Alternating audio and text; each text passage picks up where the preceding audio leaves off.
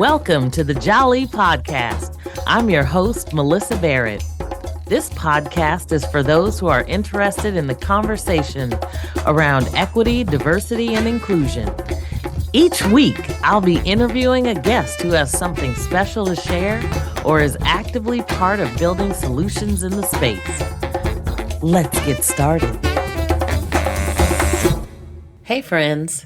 This week, I'm excited to have Charles Johnson and David San Juan join me from the Prince Hall Masons. The Honorable David San Juan is the most worshipful Grand Master for the Grand Lodge of California. Charles Johnson is from Keystone Lodge number 14 in Stockton, California. All right. So I am excited this week to have representatives from the Prince Hall Masons join me for a conversation on the history of the Masons. And, it's so interesting to me because if I remember correctly, you all are the oldest African-American fraternal organization, which says a lot because I want to say you can school me, but I want to say I saw something that said it started in the 1700s. And it has been active since like 1855. So, which is amazing when you think about all of the history and all of the things that were going on in that time frame. So I just want to welcome you all to the Jali podcast. And I am hopeful that we can just kick it off and talk a little bit about the history of the Prince Hall Masons. How did it get started? Why did it get started? Well, I'll start. And thank you for having us. It's really a treat to be on and to talk about the one of the things that I love the most is Freemasonry.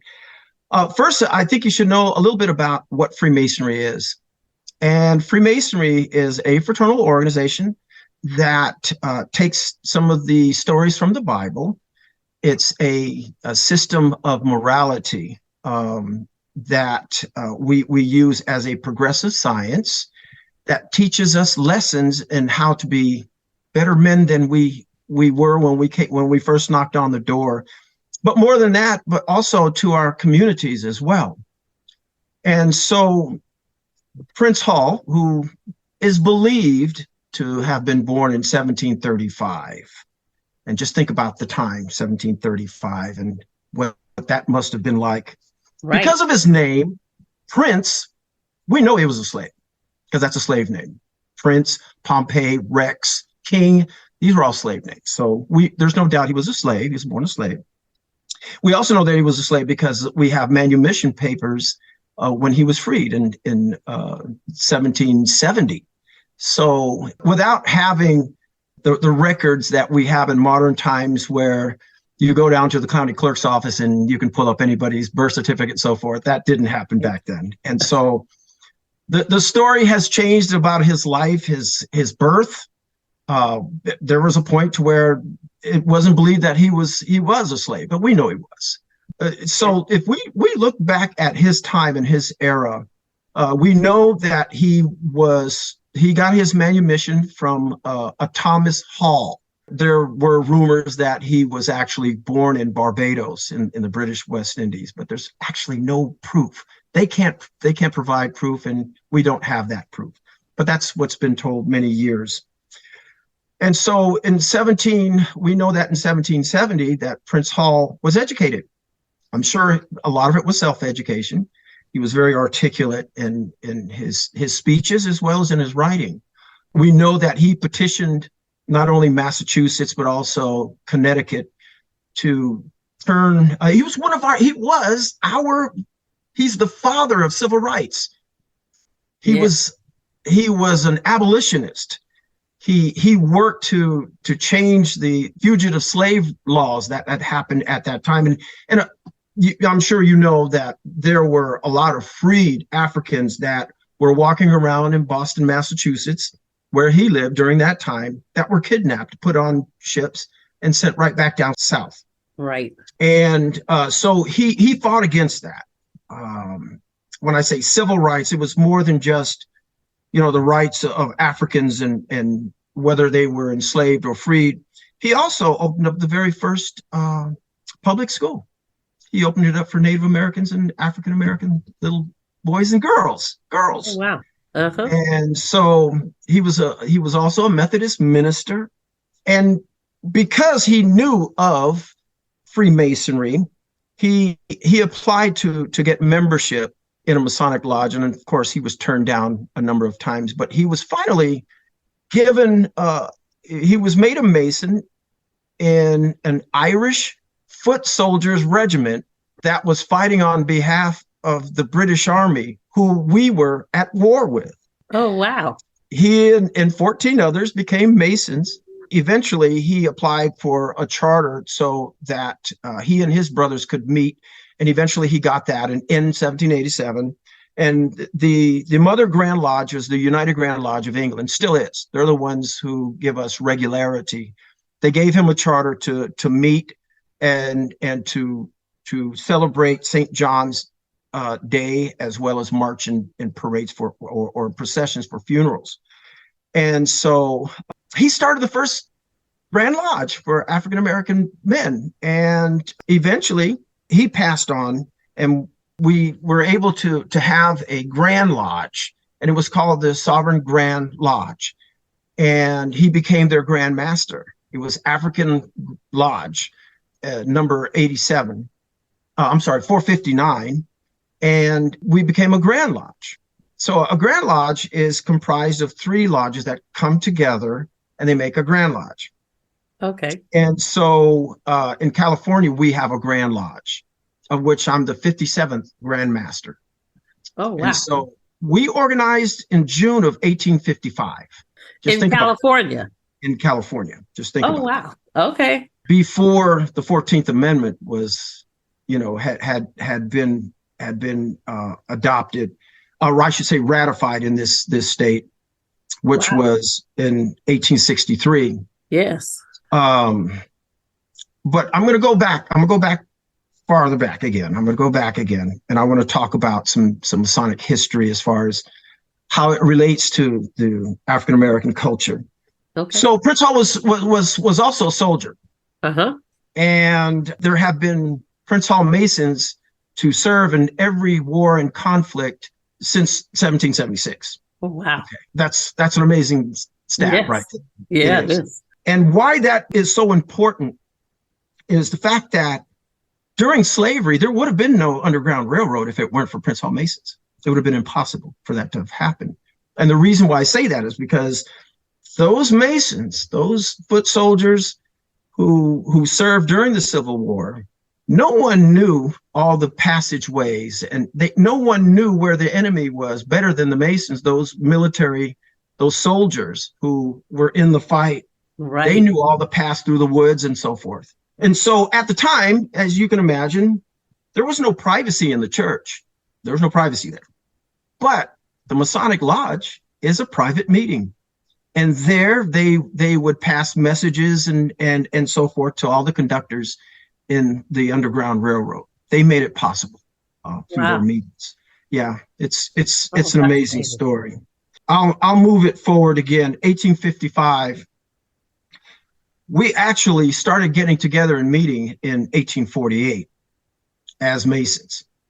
As a matter of fact, those who we know as Keystone Lodge in Stockton, yes, started meeting in 1848 near a mine near McCollum Hill.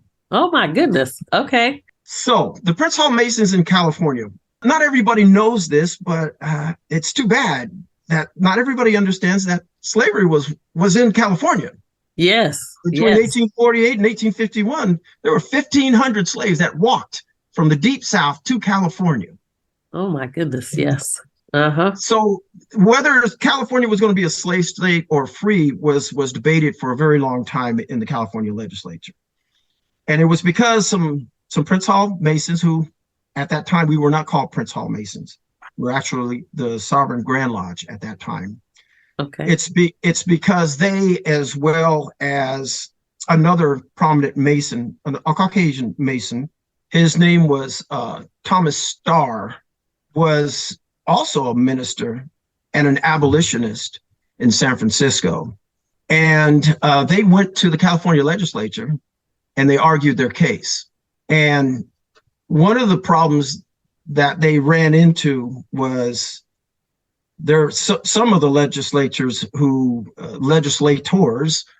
were in our state capital were also former slave owners and slave owners. Right. And so obviously it's easier for them to have a slave to dig for them than to go out there themselves. And Sure. That's what they did. A whole bunch of carpetbaggers also came across from the deep South, but they found themselves digging next to slaves. And that became a problem. Right.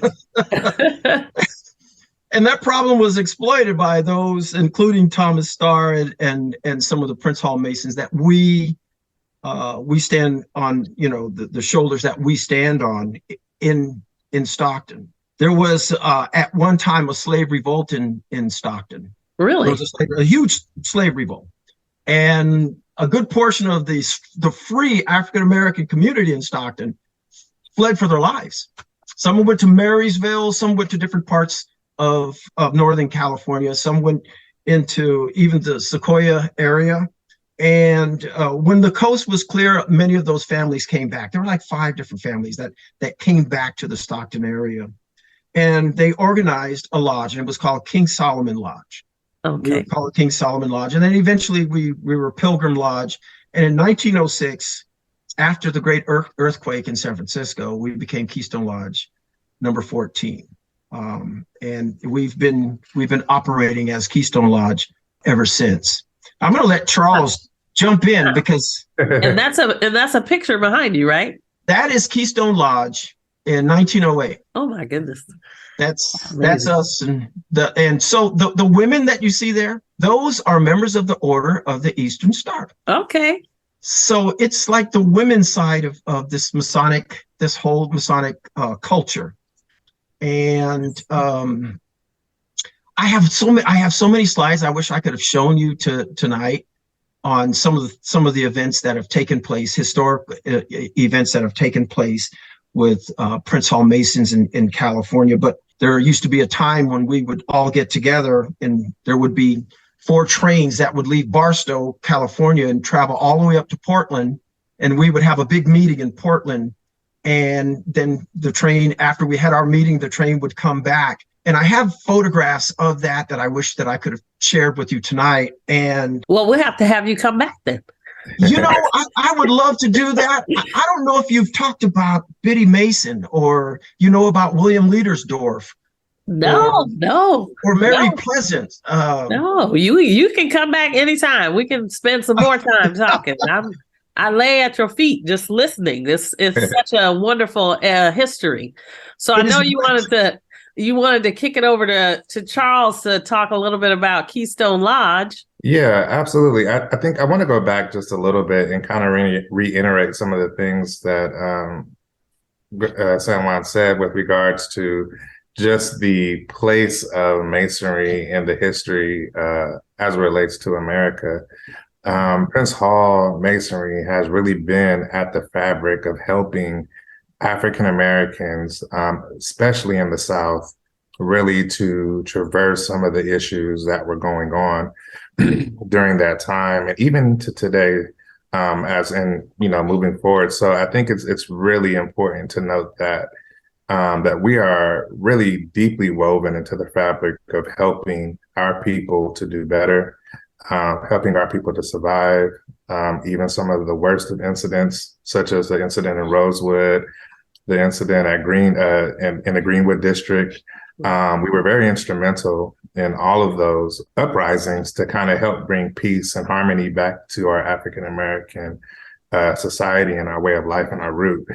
And a lot of times we don't think about it that way because although we are Masons, we operate as men first and women first. So those who you may recognize in society as being a prominent person, they are oftentimes in a lodge or in a chapter with the OES and have done such great work and have benefited just our way of life and continue to do so. So I think that that's a really important part that we kind of pause on for a moment and talk about, because it's a beautiful legacy within the ranks of what it means to be Prince Hall. And that's really kind of a bonding fabric for me, is that we have been deeply in the trenches in every single area of American society. And we have really, in large part, kind of helped to frame what it means to be kind of in the world the way we exist today. So one thing that I'm extremely proud of as being a representative of not just Keystone Lodge, but Prince Hall Masonry in general. And then also just in terms of the work that we're doing at Keystone Lodge, like Grandmaster said, we have such a rich and deep history in the city of Stockton, and that has continued on. A lot of the individuals that you see doing things in the city of Stockton are affiliated with our lodge, either as members or they have, worked with us in some capacity to help us to build some of the things that we've tried to do in the city of Stockton. We have deep roots with the NAACP, not just in our city, but on a state and national level as well, where we work with them with regards to voter rights and voter registration, as well as helping to just sustain the fabric of what the NAACP is. And so we do great work there. In addition to that, we're also doing some things that people really don't know about, such as the CE Town Fund, the Masons for Myths, which in that situation, we help young people across the Central Valley and in the Bay Area. We donated this year or last year, well over $1 million to kind of help push forward that initiative and get young kids interested in baseball and opportunity to play by having myths. And we've partnered with organizations like the Junior Giants and other organizations to help to bring that to fruition. And we've also donated over, really, it's about 10 to 15K a month, 13 million roundabout in total with the Red Cross. So we're doing some really, really great work locally, regionally, and nationally to kind of help move forward some of the things that we feel are beneficial, not just to the African American community, but to the community at whole. And that's just not even to really mention the Prince Hall Memorial Scholarship, another thing that we do for students as well as individuals who are looking to go to college and further their education as they matriculate from high school. So, and Prince Hall and Keystone Lodge, I've had a pleasure of being a member for a while now. I'm getting to a place where I'm kind of an old head. I find that hard to believe. Well, I've been a member for a little over 20 years now. So, oh, wow. Okay. Yeah. And, so you're older than you look. Yeah, definitely. And been in Keystone Lodge roughly about, I don't know, it's getting close to 10 to 15 years now. Just helping to build up the work that we're doing locally in the city of Stockton. And we've partnered with several organizations, not just the NAACP, to do a lot of different things. Stockton Black Family Day, as you know, we're always a part of that, as well as a lot of other things that have gone on in the community. And again, it's one of those situations that we may not always represent ourselves as Masons, but we're representing ourselves as men.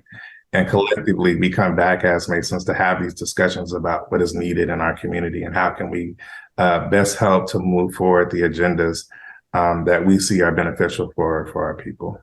I love that. I love that. I think, and I mean, obviously you all know, but full disclosure for everyone else, I had the pleasure of my husband being affiliated with the Keystone Lodge before he passed away. And I know it was near and dear to his heart. So this, the Jali podcast is kind of a head nod to him. So I know he would be excited to have me talking to you all about this wonderful organization. Let's pause for a moment. We'll be right back.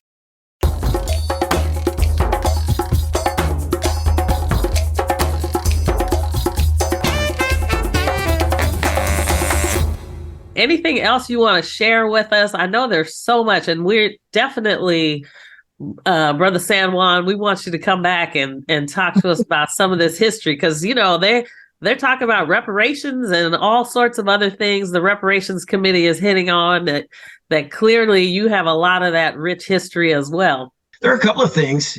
One of the things is we talk about the history and the fabric of the culture. You got to remember, for so many years, a couple of hundred years, there were very few safe places for African Americans That's right. to coexist with one another. You had the Yeah. church, you Yeah. had the lodge. There Yeah. weren't very many other options, and so it's always been a safe place, a safe haven for the African American community. Of course, things have changed now. There are a lot of other options, right? But those of us who cling on to the history, the rich history, we continue to work in our community, and we represent Prince Hall Masonry. Our ladies also do a lot of work, and we have youth organizations. I came up through the youth organization. Our OES work very, very hard in the community, and they too are the stewards of the history going back to the 1870s, actually, in this state. And you all call OES Order of the Eastern Star, is that right? That is correct. Okay. Order of the Eastern Star. Yes, we can't forget the ladies. So Oh no, I know they're no. doing lots of work on their side as well. So and can you talk a little bit about, how what they do and maybe the differences between, or the collaboration, I guess I should say, between you all? Well, it is exactly that. It's a collaboration. So it was a Mason who wrote the Constitution and the ritual for the Order of the Eastern Star. So a lot of the allegorical lessons that are taught in Masonry, and these are lessons that teach you to be a better person. They do the same kinds of things. It's different, but it's the same kind of things. They're deeply, deeply entrenched into the community, and especially for the youth. They have some wonderful youth programs. Like I said, I have so many photographs that would just drop your jaw. I have photographs of us here in California where there were literally 600 women and men all together. There's so many of us representing that we had to go to the bleachers at a huge stadium just to take the photograph. Oh, wow. Yes. So, I mean, we're not that large anymore, but our hearts are certainly there. I'm going to clarify that number. It's actually, we average about anywhere between 10 and $15 million a month of relief that's being distributed throughout the United States in other Prince Hall Grand Lodges, as well as other organizations, or when Kentucky had their tornadoes. Yes. It was easy for me to tap the Grand Master of Kentucky. Hey, we have 18 truckloads, semi-truckloads full of brand new furniture and appliances to those who lost everything. Oh, wow. Besides the money that was there for them through the Red Cross, and there's 48 other organizations that partnered with the Red Cross. And so we're a part of that. And we distribute every single month millions and millions of dollars throughout the United States.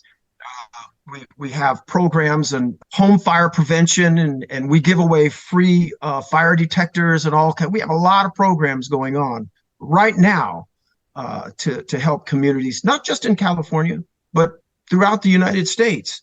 In California, when we had the fires, we were able to secure more than 1 million cans of fresh drinking water from Anheuser-Busch Corporation. Truckloads, it shipped it in to all the firefighters who were fighting the fires in the Hemet area, as well as in the Sequoia National Forest area, also Yosemite in that area as well. And so we've had communities that were put together by Masons. Yes. The community in Weed, California, sadly, they burnt down this past fire season. That community burnt down. But they were all Masons, and they all worked for the railroad, and they were all moving lumber in and out of Oregon and California and so forth. So we have a lot of lodges that have basically, they've split and they form new lodges and so forth, right, in California, as well as the chapters of the Order of the Eastern Star. but we're in every corner of the state. We used to be a little bit more broad than we are now, but we're in every corner of the state. And it's just a pleasure for me to be able to serve. And like I said, I don't know how many, I never did the arithmetic to figure out how many Masons that we've had since 1855. It's a staggering number. I'm sure. It's very unique to become the Grand Master, and I'm the 57th. And our motto is service to our communities, and we do just that. We're proud to serve. Absolutely. Well, that's fantastic. I think what's so interesting, to me, even, as an African American, yes, I've heard about Prince Hall Masons, but I think you have definitely dropped some knowledge, you and Charles, that I definitely did not know. And so I know there are lots of people around that probably have not heard this history as well. But I think it really goes to show you that not only how important and critical the organization is for African American culture, but for American culture. Yes. And the shift, around the country, and even now, the relief that you're providing and all of those things. So I think it's fantastic to hear so much about what you all are doing and the impact that you have on the community. So I just appreciate you all being here and telling us some stories. Well, it's so important that we tell these stories because they're not in the history books. Right. We have to tell these stories. We have to teach the truth about the history, and you're not going to get it from the history books. It's here or there. It's hit and miss if you're lucky, and depending on what state you live in. But like I said, you never heard of Biddy Mason. Right. She walked from Oklahoma to California. Oh my goodness. California became a free state, and she got her freedom. Yes. She was emancipated, and she got her freedom. And the man who owned her, had to turn around and run out of here because he was going to go to jail because he brought a slave. It was against the law to bring a slave into California. She became one of the most wealthy humans in Los Angeles. Biddy Mason was an amazing woman. Mary Pleasant was the wealthiest woman on the West in San Francisco. And she was born a slave in New Orleans, came to California, settled in San Francisco. She married more than once. She was quite a lady. She owned the most beautiful hotel that San Francisco ever built. Of course, it burned down, but the man who built the first hotel in San Francisco, his name was Leadersdorf. I believe he was Swedish, and his mother was from somewhere in the Caribbean. I can't remember exactly what island now, but he purchased a steamboat, and he used that steamboat to move gold and lumber from the gold country into San Francisco. Okay. He too was one of the wealthiest men to ever walk, in the 1840s, 50s. He's the one who got the settlement in Negro Bar.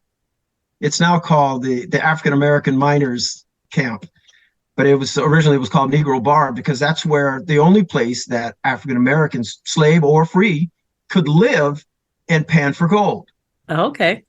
Yeah, there's a huge movement behind that right now. If you read about Negro Bar, it's where Granite Bay in that area.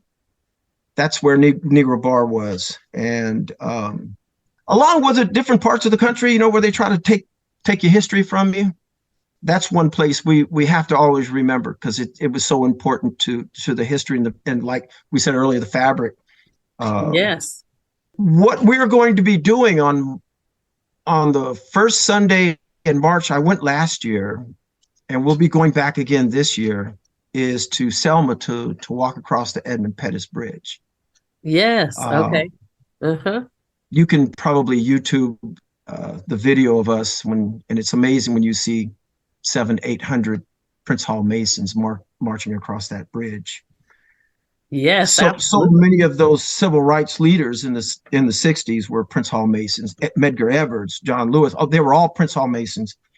F.A. Randolph, Thurgood Yes, Marshall, Thurgood Nelson Marshall. Nelson Mandela, Brother W.E.B. Du Bois. There's so many of them. Yes. Well, it is so interesting because I think we were talking before about how, you see a Prince Hall Mason, let's say Thurgood Marshall, for example, and then you see Thurgood Marshall in the NAACP and, and so you start really being able to connect some dots on some of these stories about how you think that one person can't have an impact, but you can see how much impact they actually made when you start telling all these other stories because you didn't realize they were connected in so many different ways. Most of our progressive organizations for African Americans, there has been influence from Prince Hall Masons. Every fraternity within the Divine Nine has at least one member of its founding fathers that is a Prince Hall Mason.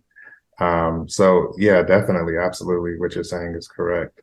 Yeah, that's amazing. I mean, and maybe it's just me, but I don't think we tell enough of these stories to really get some of this rich history, especially for young folks who may not know. They may want to join a fraternity or sorority, but they don't necessarily understand the legacy they're stepping into all the time. So it's so great that you all are able to kind of shed some light on this for us.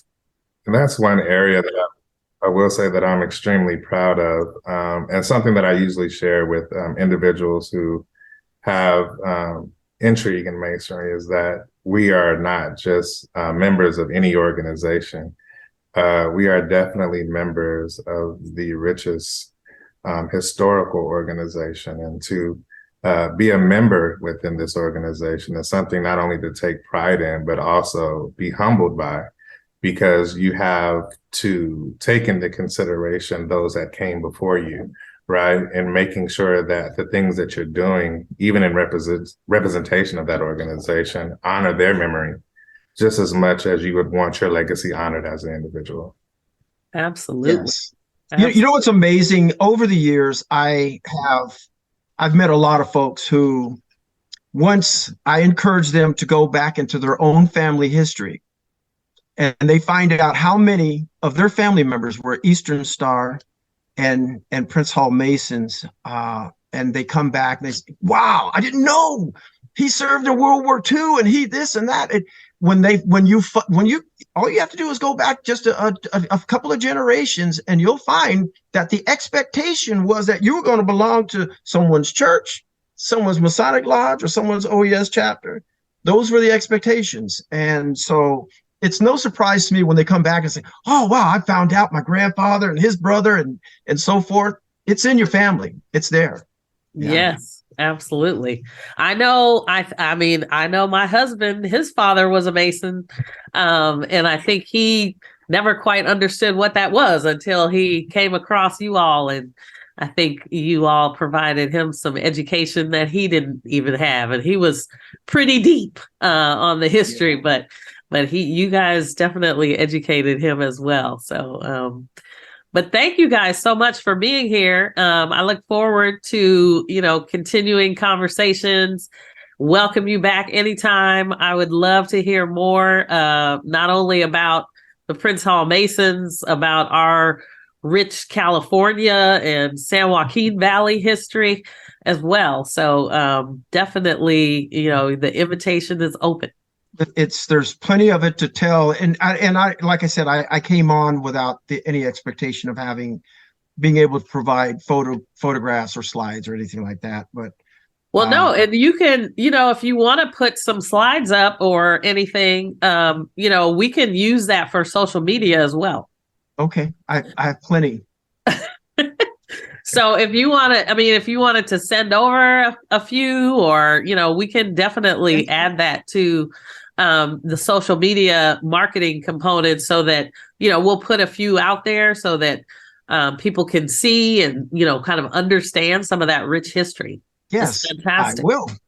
Okay, Fabulous. that sounds great. It's been wonderful for just to have you invite us to be here and talk about who we are and what we do.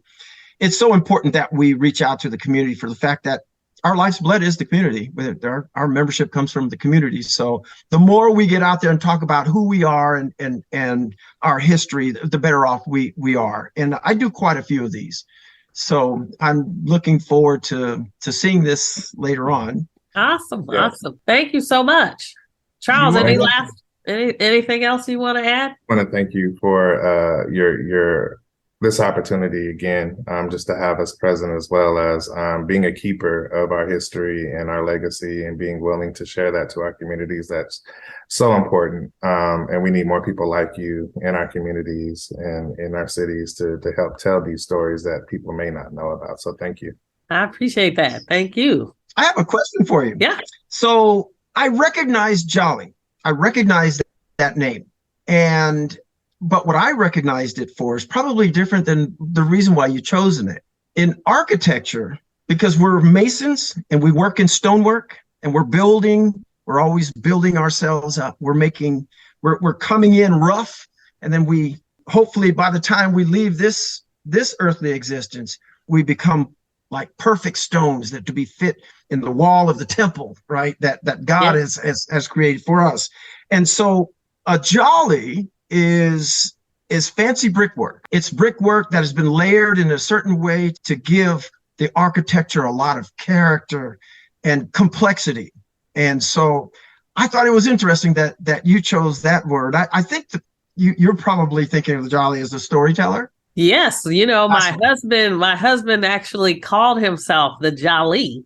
Is that right? Yes, as a professional storyteller, that's what his call sign was, really the Jali. And so it actually makes complete sense to me, the way you describe the complex art brickwork that you're talking about, because that totally sounds like Peter Barrett to me.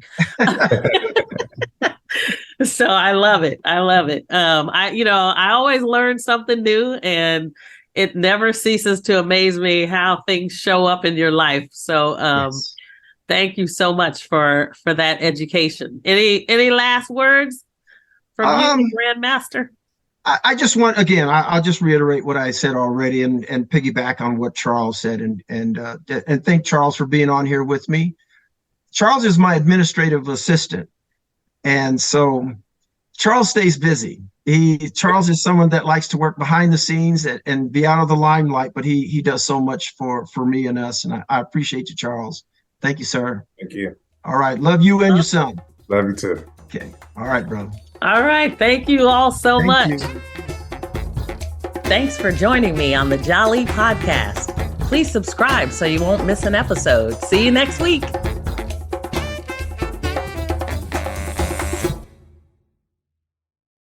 This podcast is a part of the C-Suite Radio Network. For more top business podcasts, visit c-suiteradio.com.